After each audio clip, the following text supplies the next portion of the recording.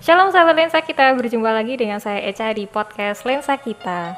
Sahabat lensa kita, siapa sih dari kita yang tidak menginginkan adanya sebuah perdamaian di dalam kehidupan kita? Ya, perdamaian itu nggak cuman dengan diri kita sendiri, keluarga kita, teman kita, maupun rekan kerja kita, dan bahkan orang-orang yang belum kita kenal sekalipun. Pasti kita mendambakan adanya perdamaian di sekitar kita. Tapi sebenarnya apa sih yang membuat kedamaian itu ada, dan dari mana kita bisa memiliki kedamaian itu? Nah, di episode yang ke-32 ini kita akan membahas tentang sebuah topik yang mungkin bagi kita tuh hal yang sepele gitu ya.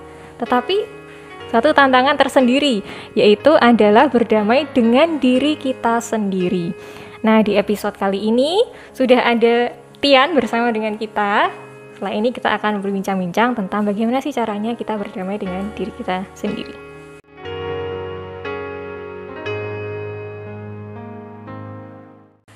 Halo Yan, gimana kabarmu? Puji Tuhan baik, sehat. Baik, sehat. Ya. Dan kali ini gantian kamu yang duduk di situ. Ya. Biasanya kamu duduk di belakang kamera. Sebagai kru biasanya. Ya, buat sahabat lensa kita, jadi Tian ini salah satu produser dari acara podcast Lensa Kita ini. Yang kemarin udah ada Ayu juga hadir di sini untuk jadi sharing bersama dengan sahabat Lensa Kita. Sekarang gantian Tian, dan mungkin minggu-minggu depan gantian yang lain-lain yang di belakang kamera itu ya. Gantian yang lain. Lian. Oke Yan, kita kan lagi mau ngobrol soal berdamai dengan diri sendiri. Ya. Menurutmu hal itu tuh apa sih artinya bagi dirimu? Kalau menurut aku berdamai dengan diri sendiri itu ada tahapan-tahapannya ya. Jadi yang pertama itu move on dari masa lalu. Jadi fokus ke masa kini sekarang. Kemudian menerima diri sendiri apa adanya dengan segala kelebihan dan kekurangan dalam diri. Kemudian menyadari potensi yang ada di dalam diri dan mensyukuri hal itu. Kemudian mensyukurinya dengan cara mengembangkannya supaya bisa menjadi berkat bagi diri sendiri, sesama, dan juga Tuhan. Ada 4 itu tadi? Ya. Nah itu kan tadi ada 4 tahap tuh Yan, Ya. yang menurutmu itu cara untuk berdamai dengan diri sendiri.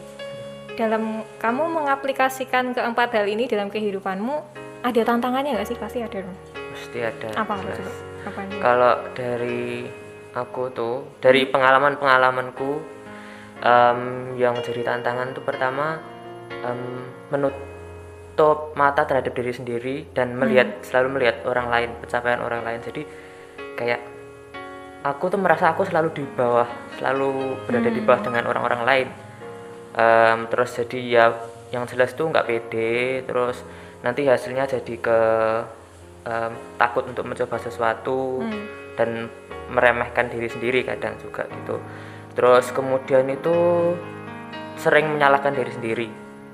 Misalnya harusnya tuh bukan karena kita, tapi karena kita, aduh kok aku mesti gini loh.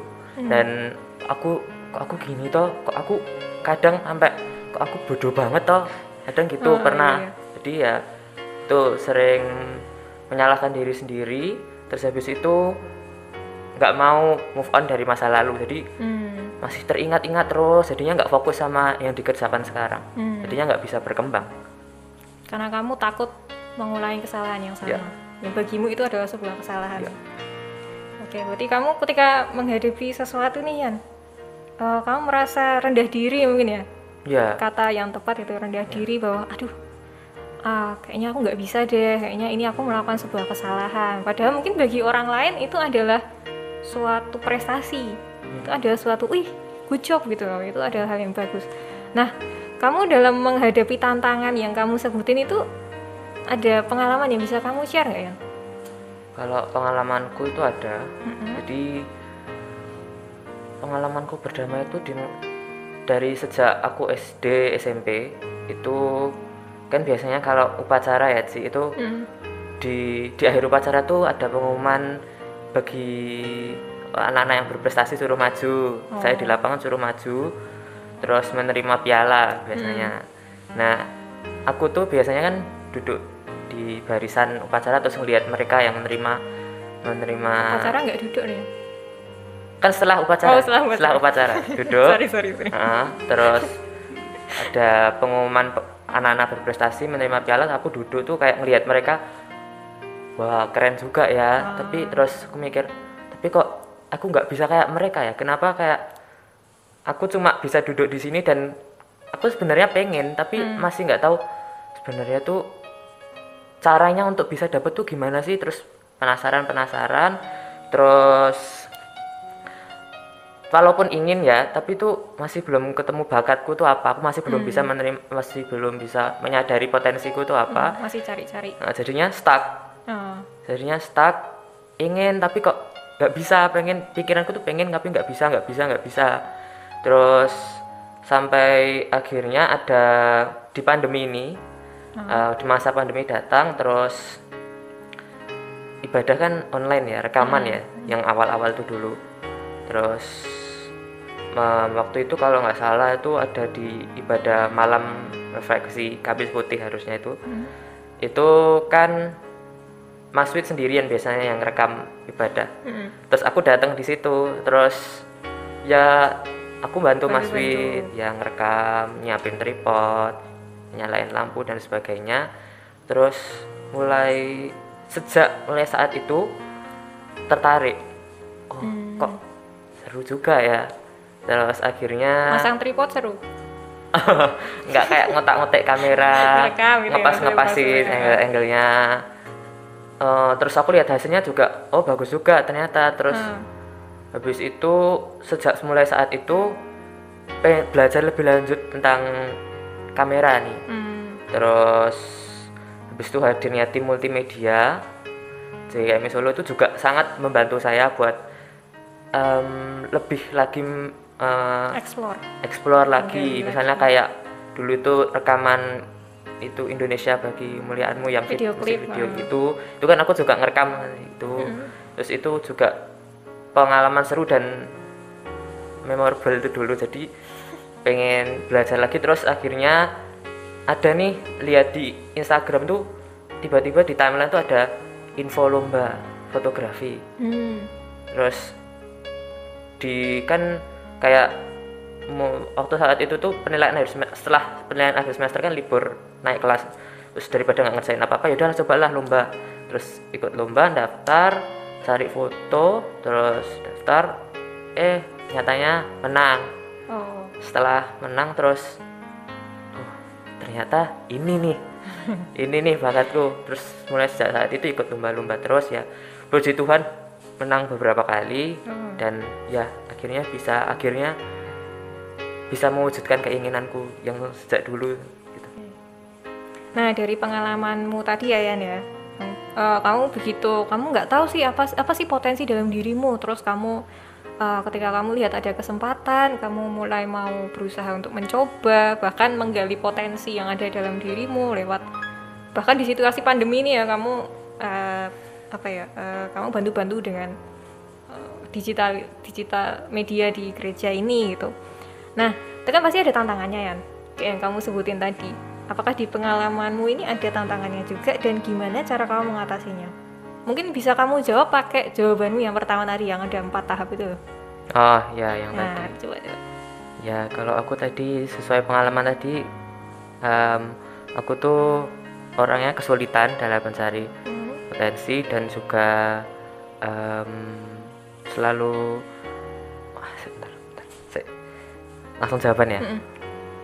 Kalau dari pengalamanku tadi kelihatan ya kalau aku tuh orangnya kesulitan mencari bakat kemampuan dalam diri, dan caraku mengatasi itu seperti yang 4 tahap tadi. Yang jelas tuh menerima diri sendiri, kelebihan kelemahan apapun aku tuh gini. Dan habis itu menyadari potensi, mencari-cari bakatku tuh apa. Bisa mencarinya itu dengan cara ikut webinar, dengan cara ikut lomba. Nanti misalnya menang dan sukses nih, bisa menghasilkan sesuatu, oh ya berarti itu. Kalau misalnya dalam lomba terus kalah, bisa aja itu 1 bukan bakat, 2 belum waktunya. Terus habis itu setelah menyadari, mengembangkannya, bisa ikut organisasi yang sesuai bakat. Misalnya di sekolah ada ekstrakurikuler, paduan suara, ikut paduan suara, ada misalnya organisasi media, pembuat film dan sebagainya, bisa diikuti sesuai bakat yang dimiliki. Terus bersyukur pada Tuhan, berdoa yaitu minta tolong pada Tuhan buat beri petunjuk ya. Apakah ini benar-benar bakatku? Ya. Oke.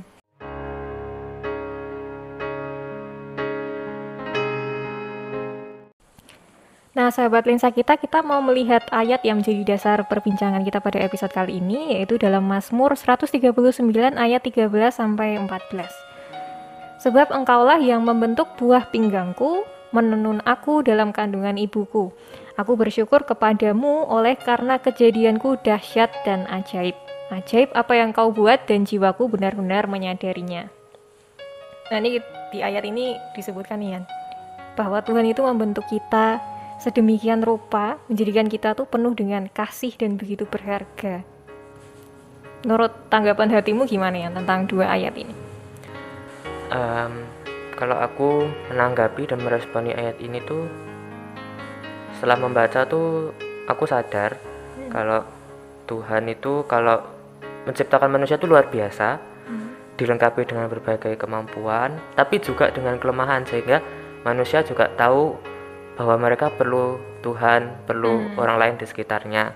Terus Tuhan itu menciptakan kita tuh luar biasa, dahsyat. Sebenarnya kita tahu Tuhan juga melengkapi kita dengan talenta-talenta, dan Tuhan juga mengharapkan kita untuk mengembangkannya. Jadi ya Tuhan tuh nggak tanggung-tanggung untuk menciptakan kita luar biasa. Jadi kita juga perlu memberikan kepada Tuhan luar biasa juga sebagai rasa syukur gitu ya.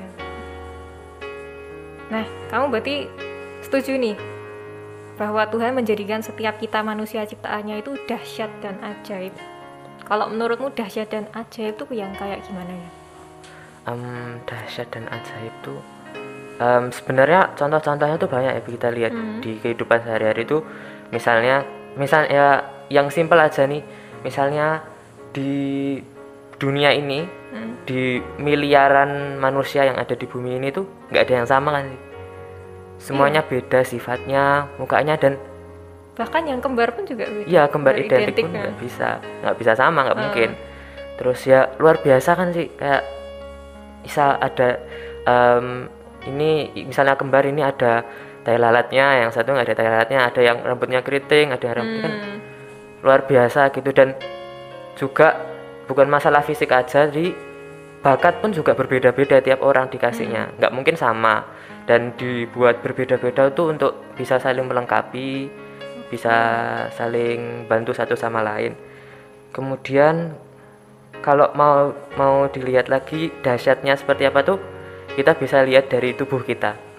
Jadi ada triliunan sel yang nanti kemudian menyusun jaringan. Kalau di pelajaran biologi itu sel menyusun jaringan, terus nanti menyusun organ-organ tubuh kita. Kemudian nanti membentuk sistem organnya bekerja sama membentuk diri kita. Dan organ tuh nggak cuma satu, ada otak, ada lambung, ada usus tuh bisa bekerja sama, terus jadilah manusia. Ini kan luar biasa. Berarti yang ajaib itu juga salah satunya itu tadi ya Yan, dengan bertriliunan sel-sel itu. Dan bahkan kalau misalnya ada satu yang rusak pun, otomatis tubuh itu nggak bisa balance. Ya kan? Kalau ada satu sel, misalnya sel otak ada satu yang mati, itu otomatis yang lain juga ikut terpengaruh. Kalau nggak salah ya, aku nggak berani klaim. Nah, di dua ayat ini ya Yan, 13 dan 14 di Mazmur 139 ini, menurutmu apakah firman ini bisa menjadi salah satu tuntunan bagi kita untuk kita bisa berdamai dengan diri kita sendiri? Ya, dari ayat firman Tuhan pada yang telah kita baca tadi, kita disadarkan bahwa setiap diri kita tuh luar biasa diciptakan Tuhan, dahsyat dan luar biasa. dan Tuhan juga sudah melengkapi kita dengan berbagai kelebihan, potensi dan juga kelemahan yang ada. Dan kalau Tuhan sudah punya rencana atas diri kita, dan seberapa jauh dan seberapa kuat kita ingin melepaskan diri dan ingin menutup diri kita, juga pada akhirnya akan terlihat, dan mau nggak mau kita juga harus menerima itu dan mengembangkannya.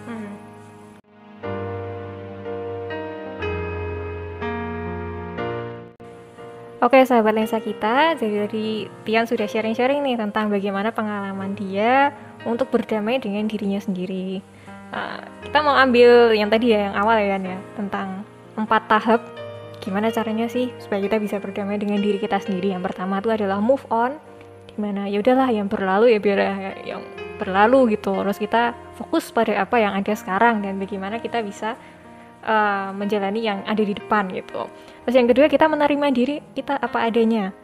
Yang ketiga, kita menyadari potensi apa sih yang ada dalam diri kita. Dan yang keempat adalah kita harus bersyukur akan potensi itu dan kita berusaha untuk terus mengembangkannya. Betul gitu Yan? Atau kamu mau ada tambahan lain?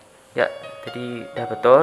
Dan juga dalam tahap menemukan dan menyadari potensi itu terkadang butuh waktu lama ya, nggak bisa kayak cepet-cepet langsung ketemu. Itu perlu proses dulu dari awal nggak pede terus jadi pede, dan ketika nanti pada suatu saat ada kesempatan datang harus dimanfaatkan dengan baik dan harus berani untuk mengembangkannya. Dan juga satu lagi buat teman-teman yang nggak pede, minder untuk melakukan sesuatu, mencoba sesuatu, jangan sampai kayak gitu.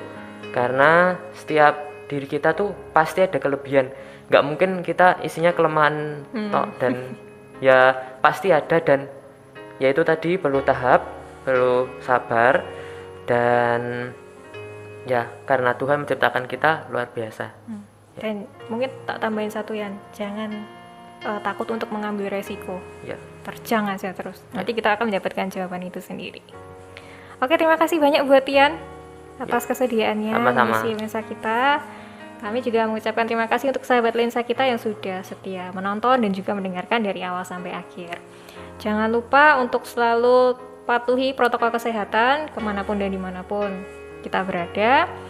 Tetap ikuti terus podcast lensa kita yang akan tayang setiap minggunya di YouTube dan juga Spotify KKMI Solo. Terima kasih, sampai jumpa dan Tuhan Yesus memberkati.